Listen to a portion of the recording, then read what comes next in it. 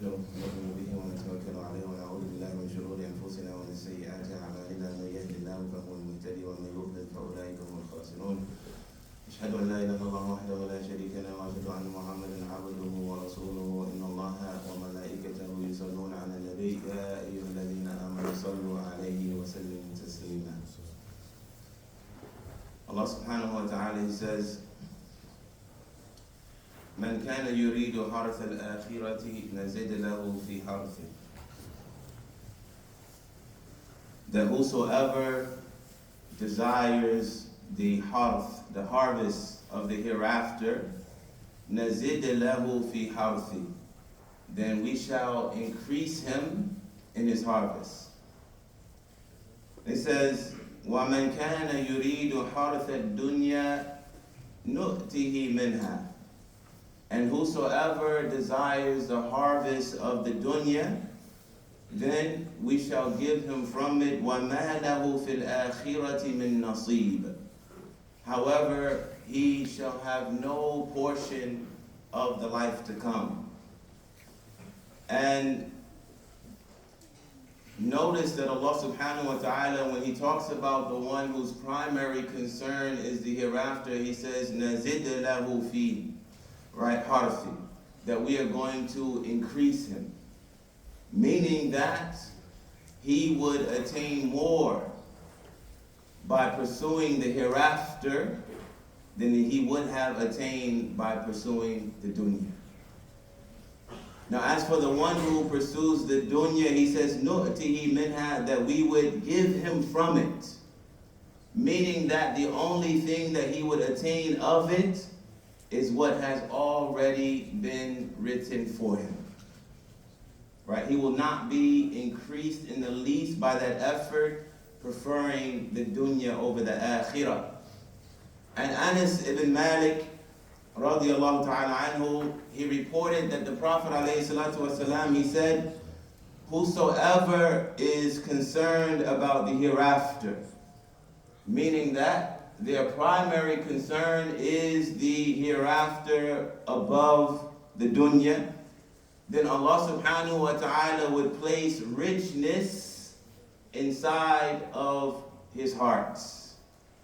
Right? Meaning that no matter what he possesses between his hands, right, this does not diminish his sense of self-worth in the sight of Allah subhanahu wa ta'ala. Right? He would place richness inside of his heart and he would bring his affairs together. Right?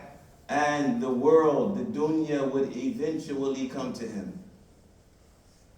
And he continued, sallallahu alayhi wasallam, and he said that whosoever is concerned about the dunya, meaning their priority and their preference is the life of this world, then Allah subhanahu wa ta'ala would place poverty between their eyes. And he would disorganize their affairs. And he will get nothing of this world except which was already decreed for him. Right? So who is the winner in the end? The one who prefers the hereafter or the one who has preferred the dunya? Right? And the scholars, they say, chase the hereafter and the dunya, it will chase after you. Right? But if you chase the dunya, it will run away from you, and in addition to that, you will lose the hereafter as well. Right? And ذَلِكَ هُوَ الْخُسْرَانُ الْمُبِينُ. That is the true loss, when you lose both this world and the next. And some have even described the dunya like a shadow. Firstly, because of its value. And secondly, because if you face your shadow and you pursue it, it continues to move away from you. But if you turn away from your shadow and you go away from it, then it will follow in your footsteps. And they said that is the nature of the dunya, that when you pursue it, it runs away from you, but when you run away from it, it comes following behind you. And that introduces my talk today, Akhirah, state of mind. Developing a hereafter mindset. Because, number one, our lives as believers should be more driven by our consciousness and our yearning for the hereafter than it is by our consciousness and our yearning of the dunya. Our lives should be more centered around the hereafter, the true life, than it is around the dunya. And this is a concept that Allah subhanahu wa ta'ala, He has reiterated in many different ways throughout the Quran.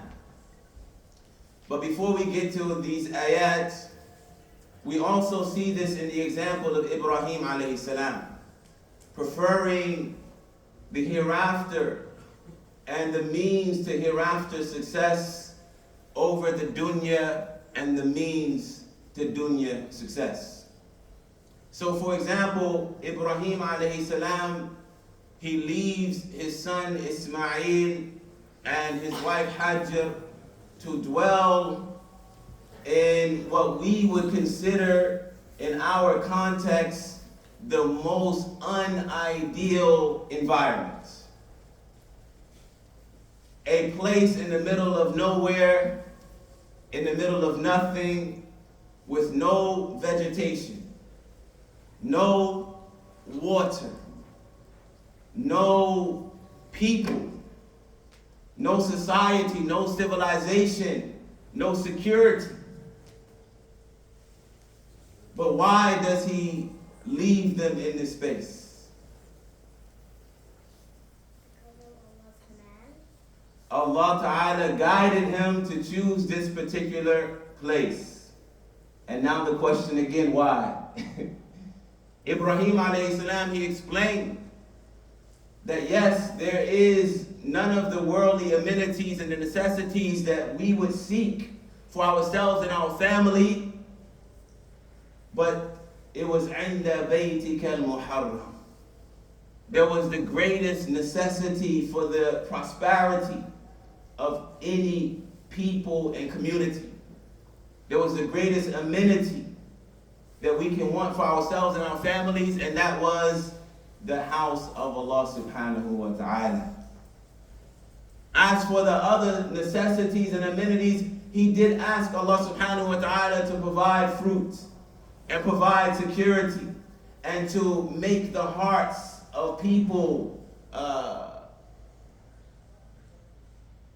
in favor of them, right? To give them the security of people and so forth. And he provided water with the well of Zamzam and so forth. But in the sight of Ibrahim alayhi salam, he was content with the decision of Allah because there was the house of Allah, the greatest amenity, and this is his preference over the dunya, rather his preference, of the hereafter, and those means that would gain us the success of the hereafter over the success of the dunya. Right? And Allah subhanahu wa ta'ala, He says, وَابْتَغِ فِي مَا آتَاكَ اللَّهُ الدَّارَ الْآخِرَةِ.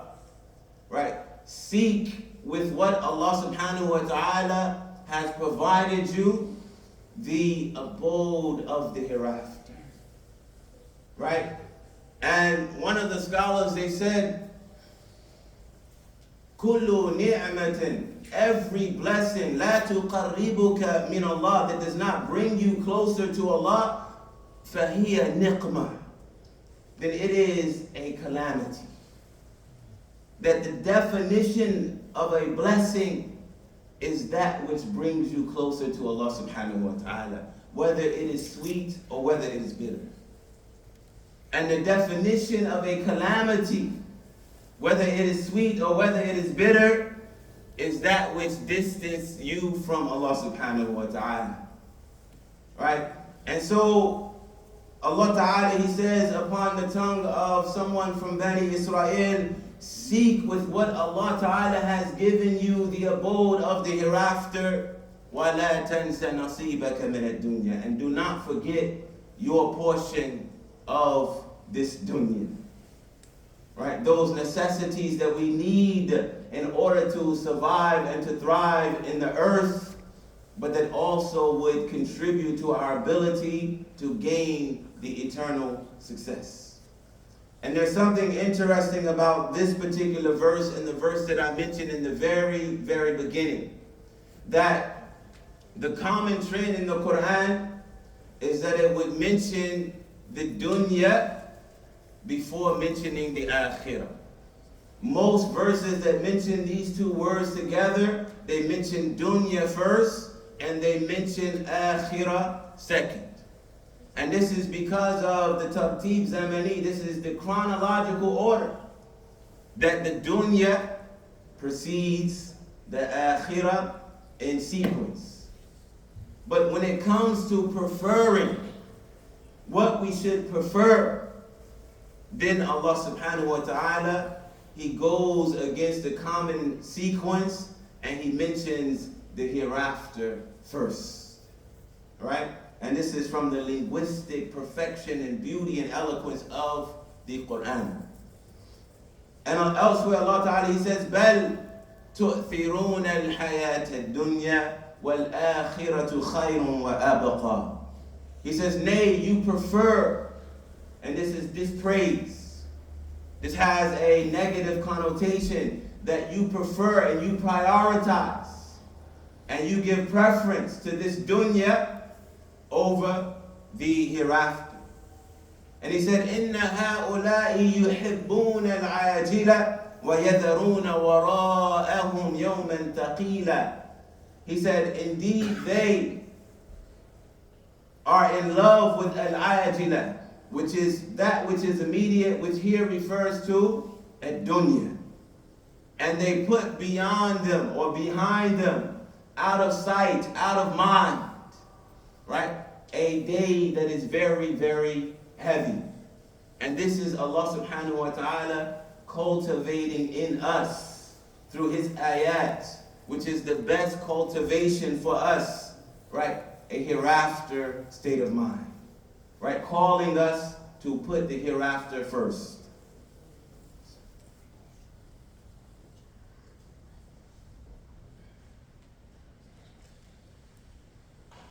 And so that is number one in developing a hereafter state of mind. Number two, and this may seem obvious, right? But it is something that Allah subhanahu wa ta'ala is not shy of articulating and reiterating throughout His Quran. And that is having no doubts about the coming of the hour. As He says, وَأَنَّ السَّاعَةَ آتِيَةٌ لَا رَيْبَ فِيهَا وَأَنَّ اللَّهَ يَبْعَثُ مَنْ فِي الْقُبُورِ. He says, and indeed, without any doubt, the hour is approaching. لَا رَيْبَ فِيهَا. There can be no doubt whatsoever about the coming of the hour. And Allah subhanahu wa ta'ala is certainly going to raise those who are inside of the graves, right? And one of the characteristics that would complete our taqwa, as Allah describes in the beginning of Al-Baqarah, هُدَى لِلْمُتَّقِينَ, one of the characteristics is that وَبِالْآخِرَةِ هُمْ يُوقِنُونَ. They have certainty about the hereafter, right? Because this is something that would complete our taqwa. And I always give this example to the youth so that they can understand the fruits of certainty and what it would actually encourage and inspire. That if you have to arrive at a destination, say it is your work or your school, and you have to arrive there at a specific time. And I give this example often. But you know that on a particular road, there's going to be traffic. And the result of that is that you may be delayed from arriving at your destination on time. Follow me? What might you do having that knowledge, having that certainty? Are you going to take the necessary precautions? Perhaps you would leave a little bit earlier. Or perhaps you would take another route based on your knowledge, based on your certainty, that would cause you to arrive at your destination on time. And the same is the case when you have true certainty, not theoretical belief in Allah, not theoretical belief in the hereafter, but when you have true certainty, this will impact your actions. You will make decisions and choices based on certainty. That if you knew there was going to be a storm, raining cats and dogs, and you go out without a jacket or an umbrella, this would be against the instinct of the human being. So what about the one who has certainty in the meeting with Allah subhanahu wa ta'ala? Right? And so Allah subhanahu wa ta'ala, He plants the seed. Have no doubts. Have complete certainty about the coming of the hour. And this would develop our hereafter state of mind. And number 3,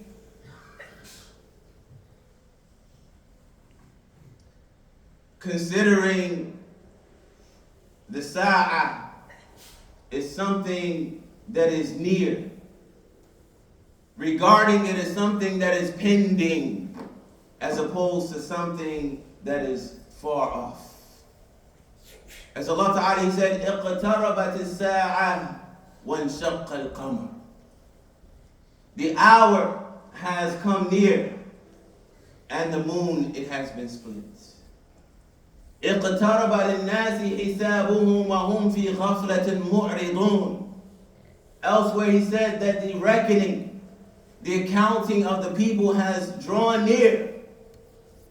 It has come very close, yet they remain in a state of heedlessness, turning away. And in fact, it is one of the characteristics of those who actually lack iman, is that they would assume that the hour is something that is distant. إِنَّهُمْ يَرَوْنَهُ بَعِيدًا. They see it as something that is far off, something that is far-fetched. وَنَرَاهُ قَرِيبًا. But Allah subhanahu wa ta'ala, He says that He sees it as something that is very, very close. And let me ask you, because it's been more than 1,400 years since these verses were revealed. Yes or no? Right? And 1,400 years in human context is a long time. Yet even so, Allah subhanahu wa ta'ala is saying that the hour, it is something that is near. So is it about the proximity of the hour? Is it about how close the hour actually is? Or is it about having a hereafter state of mind? Because when the human being regards something as near, and this is what Allah subhanahu wa ta'ala, He wants, it would inspire productivity.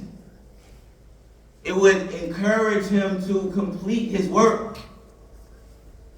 And I'm sure that all of us have done all-nighters for our work or for our school.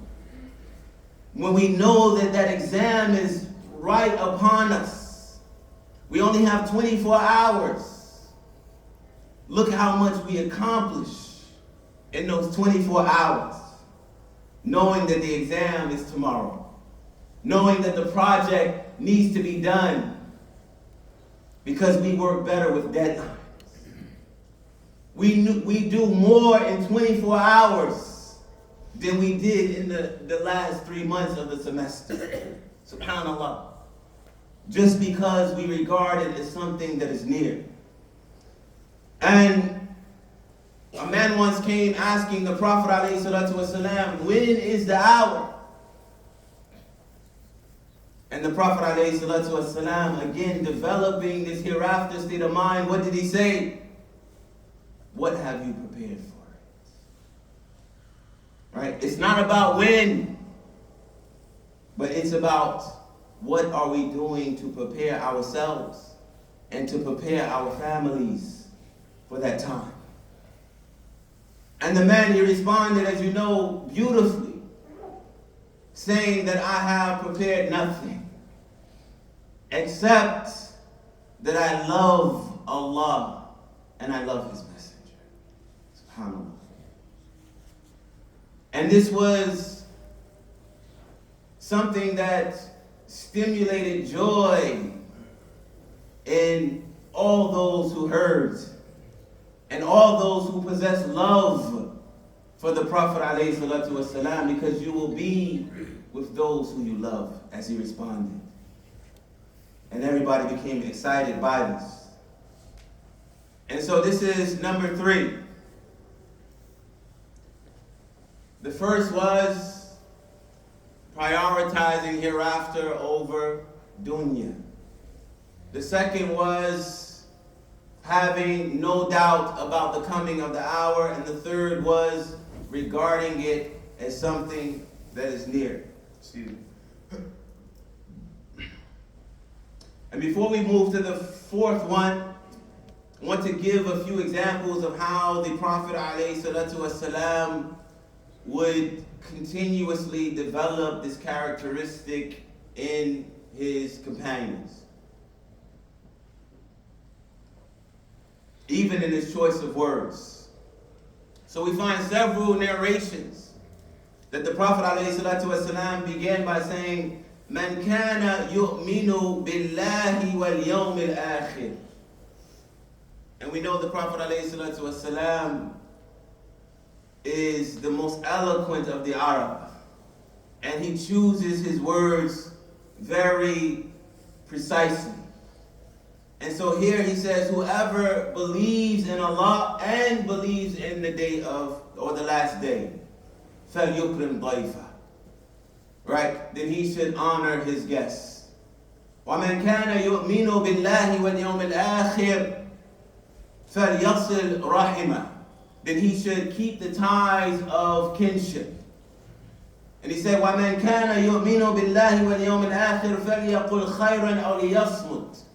And whoever believes in Allah and the day of, or the last day, then he should say that which is good, or he should be silent.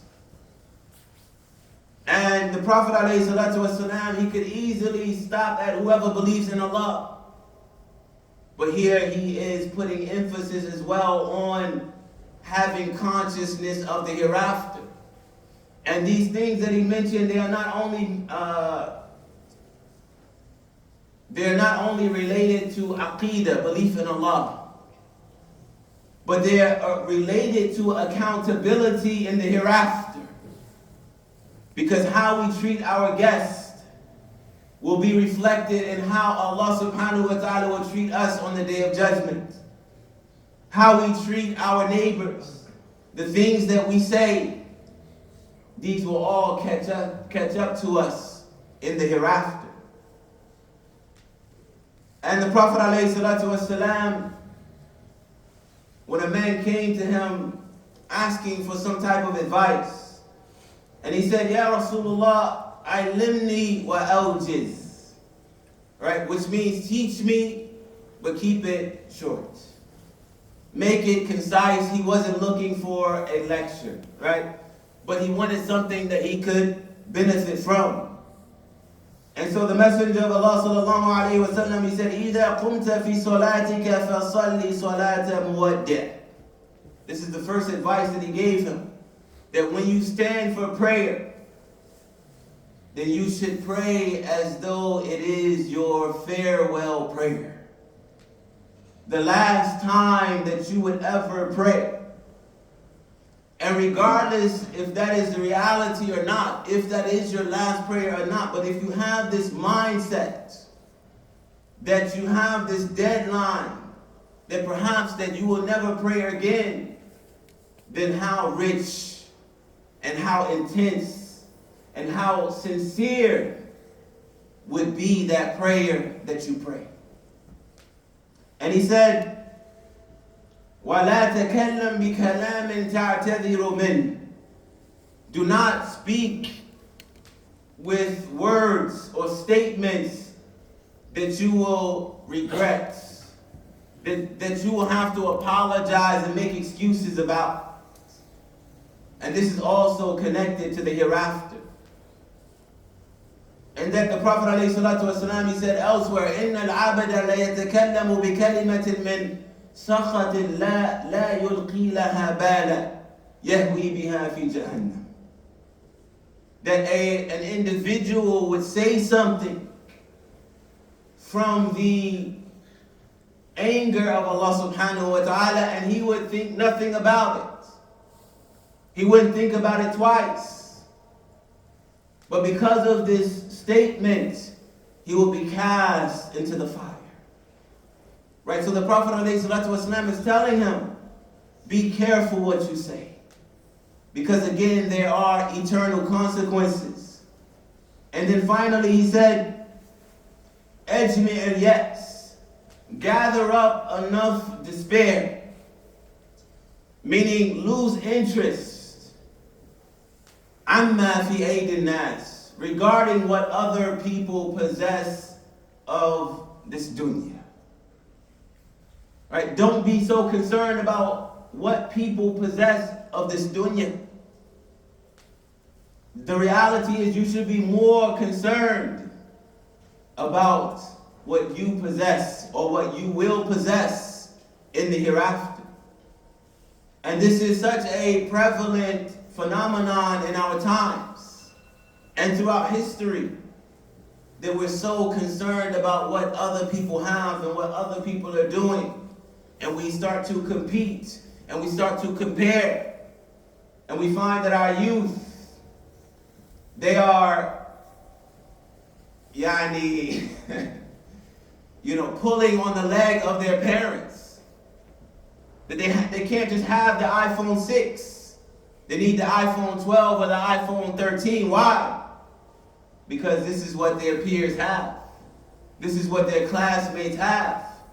And we see this characteristic is subtle, that they are concerned about what other people are possessing of this dunya, more so than they are concerned about the hereafter.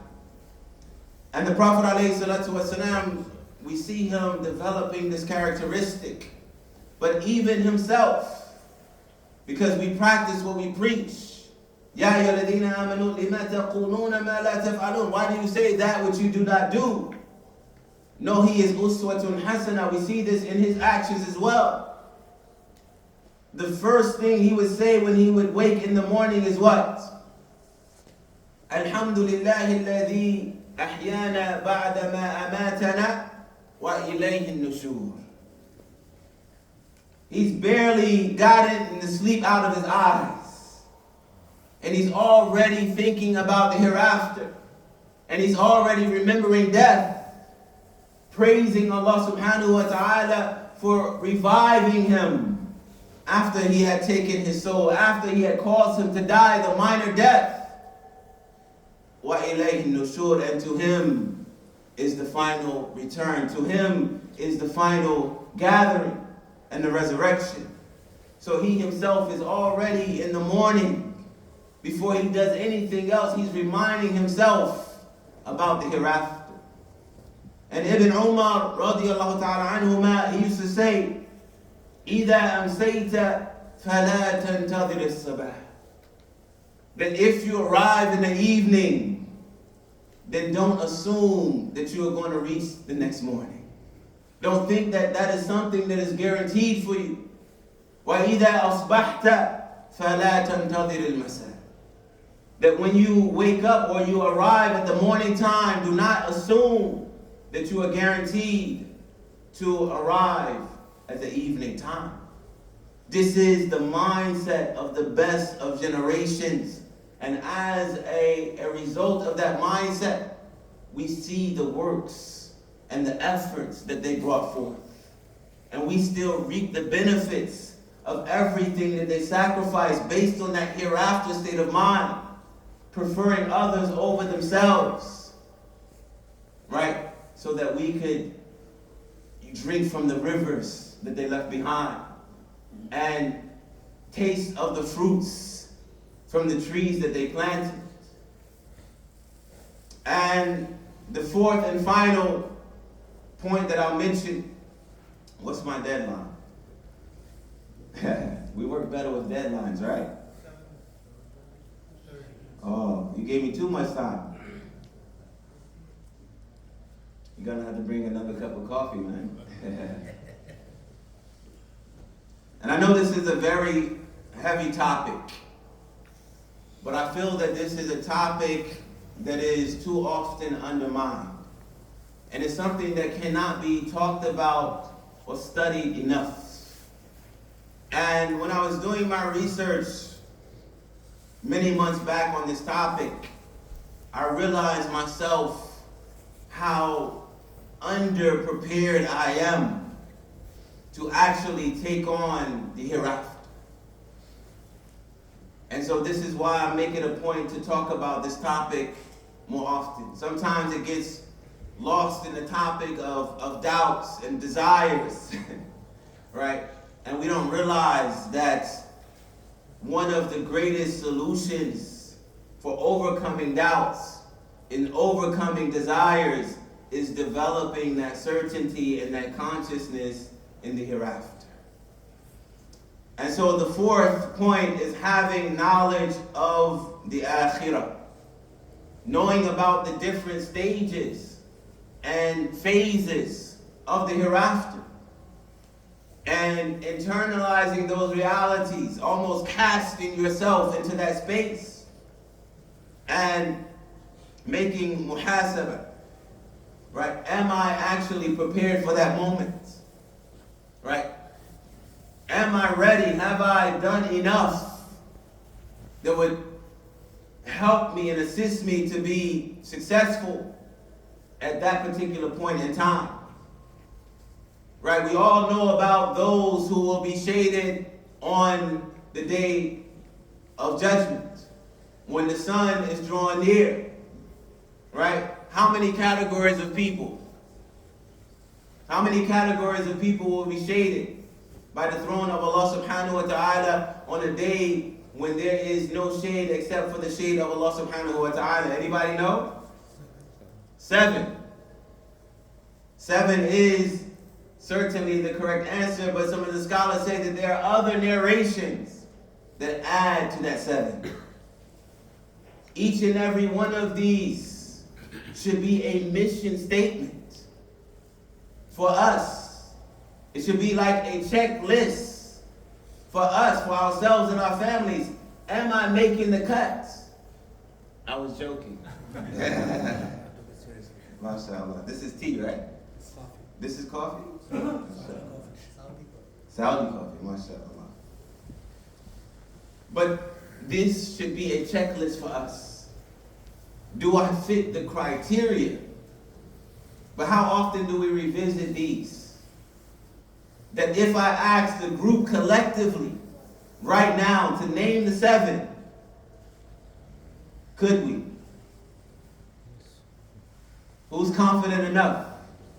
Huh? All right, let's go for it. Huh? Give me one. A just ruler. Right?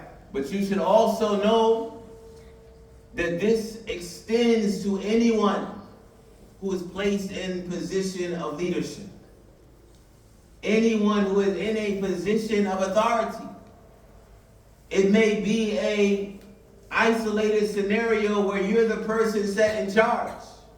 You don't have to be the governor of a country.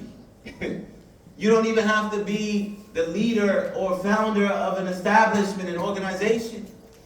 This can be in the context of your home. It could be you being in charge of your younger siblings that will earn you this category, that will earn you the shade of Allah subhanahu wa ta'ala.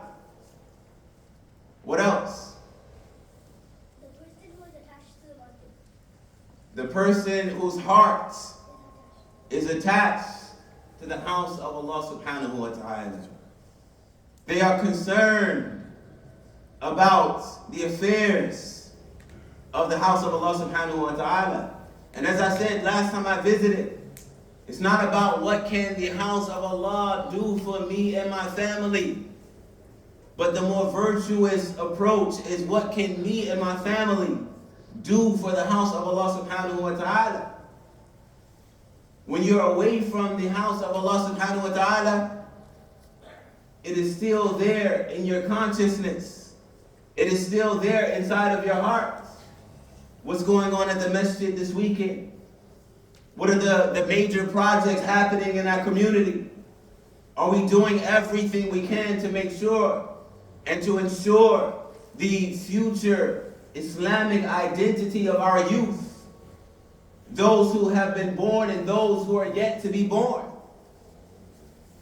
Hearts that are attached to the house of Allah subhanahu wa ta'ala. It doesn't mean that you're only concerned about your own worship, but you're concerned about the affairs, right, and the station of the house of Allah subhanahu wa ta'ala as well.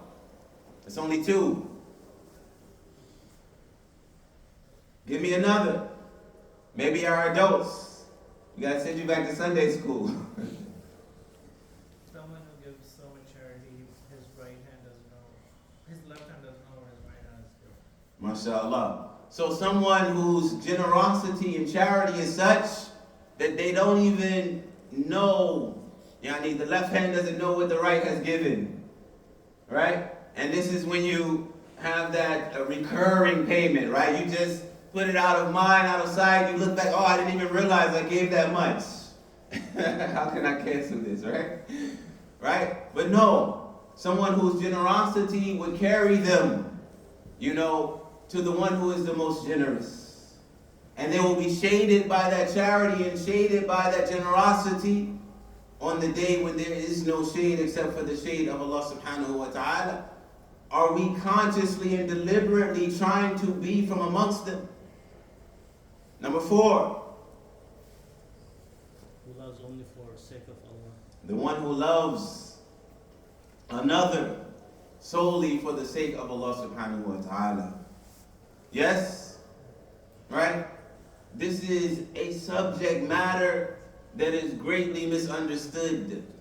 What it actually means and requires and entails to have love for someone, right, for the sake of Allah subhanahu wa ta'ala.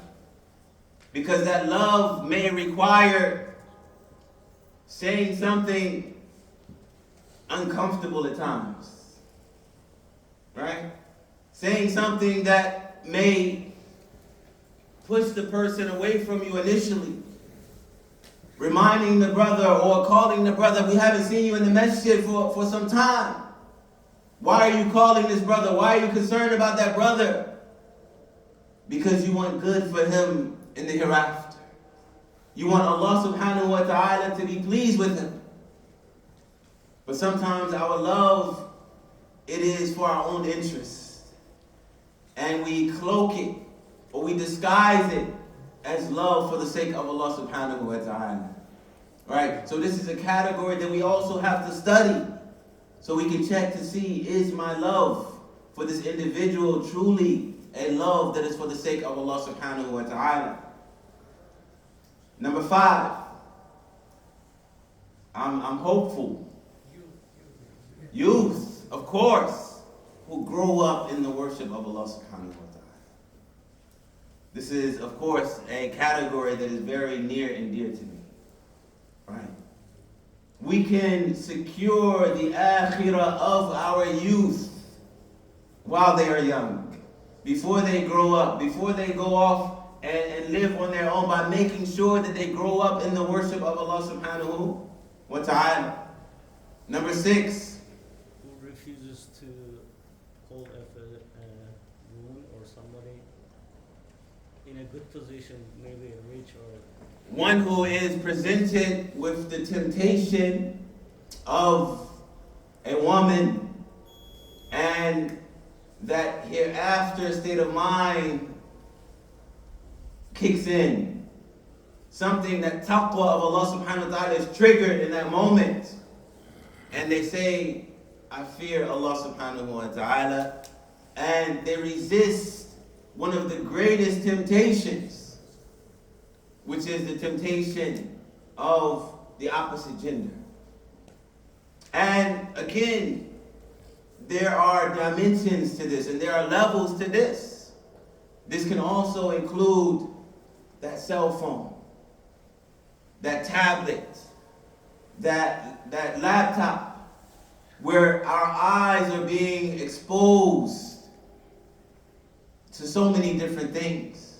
And so many things are available when we turn away, when we put it to the side, when we resist that temptation that can also enter us into this category of people who turn away. And by that, you are earning the priceless shade of Allah subhanahu wa ta'ala. That was number 6. One more. The person who cry, tears eyes and remembers Allah for hereafter. No. The one who remembers Allah subhanahu wa ta'ala while they are alone. And in their remembering of Allah subhanahu wa ta'ala, they begin to shed tears. And this is something that we can actually intentionally work towards. Sometimes we can't get into that zone. You know, sometimes it takes a long, exhausting week of ups and downs and highs and lows to actually, open our hearts. But one of the things I would say that does it for me, has always helped me tap into this particular category, is by 2 things. Number 1, remembering the blessings and the favors upon Allah subhanahu wa ta'ala that we ourselves did not deserve.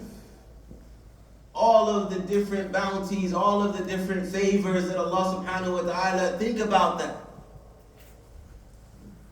Right?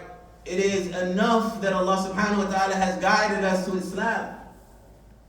And most of you, I imagine, were born Muslim. But others, can you imagine, they were not born Muslim and they went through this long journey, how they feel knowing that Allah subhanahu wa ta'ala selected them out of so many other people just to be guided. So thinking about and pondering over, and Allah commands this, remember the favor of Allah subhanahu wa ta'ala upon you. So when you remember the blessings, this stimulates love for Allah subhanahu wa ta'ala. And then when you remember the sins that He did not deserve. Remembering the blessings that we did not deserve and remembering our sins against Him that He did not deserve. Right? And this is something that softens the heart. Right? And this is obviously an exercise that all of us should be practicing constantly.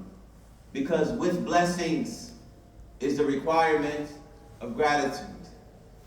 And with sins is the requirement of istighfar, of seeking the forgiveness of Allah subhanahu wa ta'ala. Right? These categories should be posted on our walls at home. And they should be revisited. These should be the conversations that we're having around our dinner tables with our families. What's your favorite category? What are you doing to be of those who will be shaded by the shade of Allah subhanahu wa ta'ala? And then we have the questioning. What are the primary things that we will be asked about on the Day of Judgment? I'm going to open up the floor again. Right? Because again, my realization that these things are not in the front of my mind, they're not on the tip of my tongue, is something that conjures a sense of uncertainty and a sense of being unprepared. So what are the things that we will be asked about? Our Salah. MashaAllah. MashaAllah. Who's his father? Who's his mother? MashaAllah. Right? The first thing we will be asked about is our prayer. Is our Salah. Right? And if our prayer is in order, then everything else will be in order.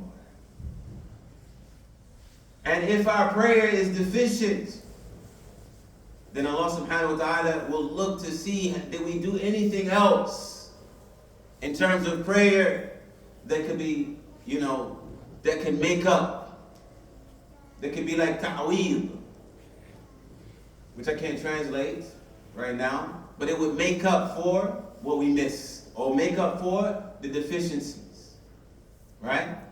And the rest of the deeds and the pillars will be dealt with just the same, right? So all of the pillars we will be asked about, right? And the first is the prayer. What else?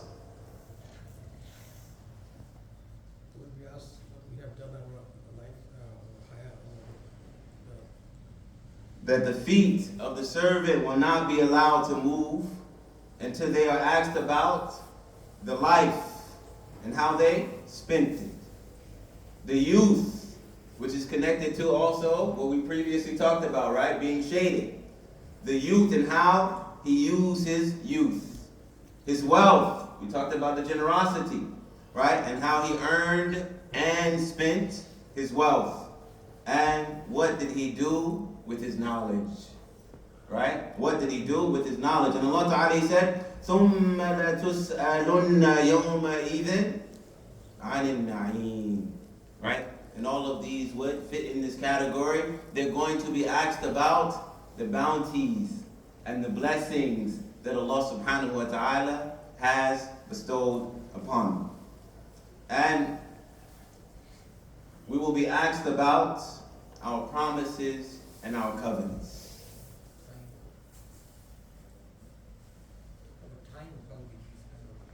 Now, our time, which is his life and how he spent it, right?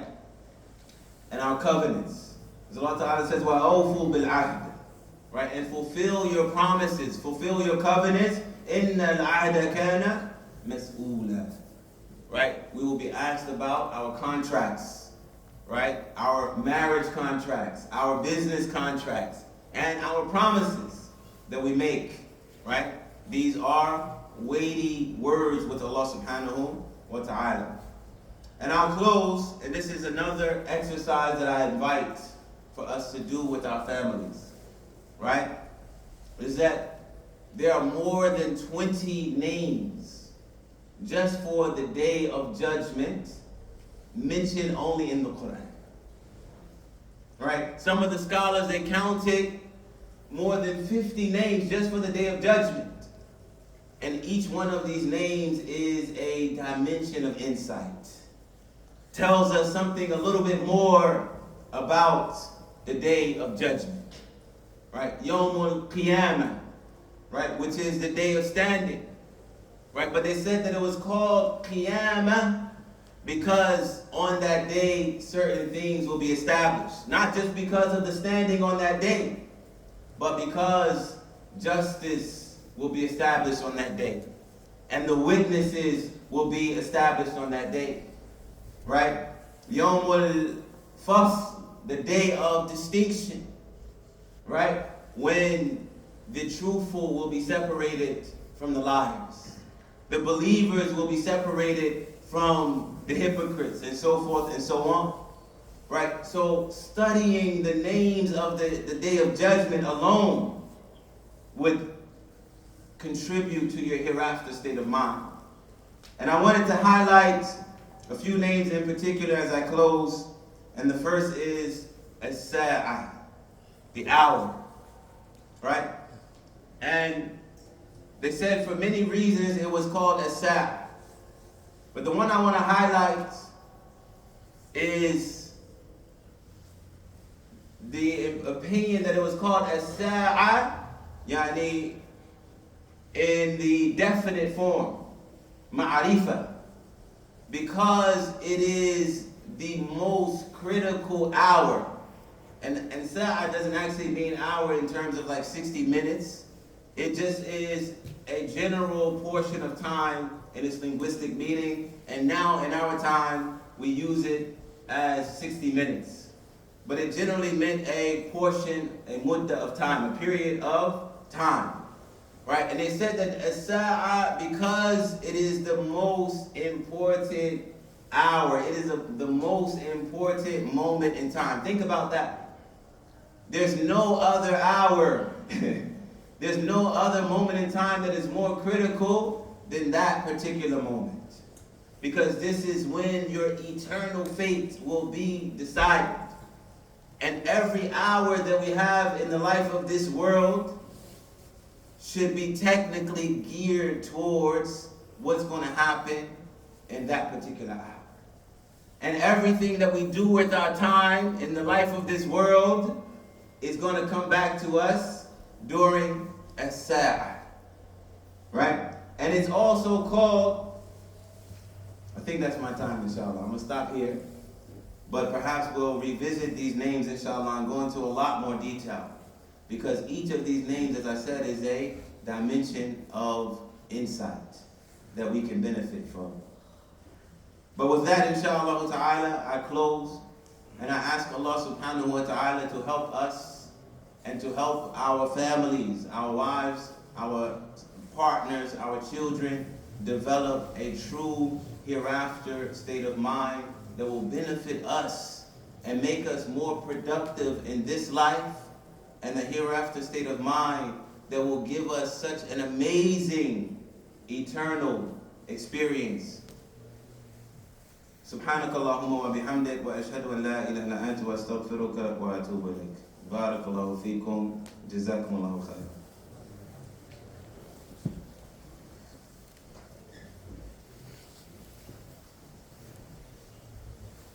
We have 3 minutes if anybody wants to. If anybody has any questions. I think I already said too much. Any questions? No questions, right? All right, mashallah. Everybody knows they have homework now.